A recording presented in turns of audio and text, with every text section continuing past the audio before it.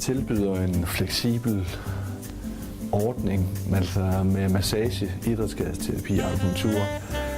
Hvis man gerne vil have behandling af mig, kan det foregå enten i Ringe eller i Odense.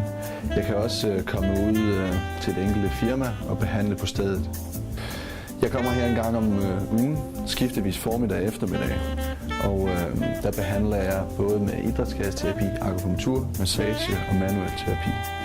Udover det har jeg også lavet en arbejdspladsvurdering, hvor jeg har været rundt på firmaet og set den enkeltes arbejdsposition, så jeg kan relatere det til de skader, de kommer ind til mig med.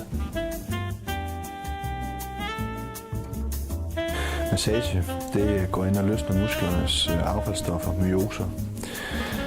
Og derved så slapper man af i skulder, nakke, vi alle sammen kender hovedpine og migræne osv. Idrætsskadesterapi, det er en grundig undersøgelse og diagnostisering af den enkelte. For eksempel hvis man kommer ind og har ondt i knæet, der kan det både være menisk, ledbånd, korsbånd, muskelskade. Akupunktur, det er forholdet mellem yin og yang.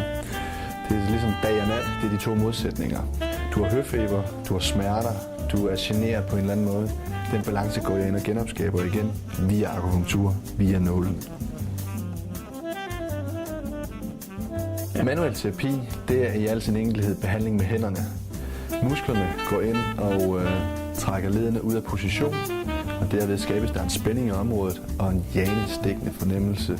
F.eks. dysfunktion i lænden, det kender vi alle sammen. Og det går man så ind og korrigerer enten med traktion eller med manipulation. Grunden til, at I skal vælge Klinik Østerby, det er fordi, at jeg kan nedsætte sygefravær. Jeg kan forebygge skader. Der vil være en større trivsel på arbejdspladsen, samt det er den samme behandler, der kommer ud hver gang. Fordelen er, at jeg kan kombinere det, at jeg har en større palet. Så hvis du kommer ind til mig med en specifik skade, så kan jeg behandle den hele vejen igennem, og jeg kan følge den til dørs. Ønsker du en firmaaftale eller en behandling, kontakt mig per telefon eller via min hjemmeside klinikøsterby.dk, hvor du også kan læse mere og se eventuelle referencer.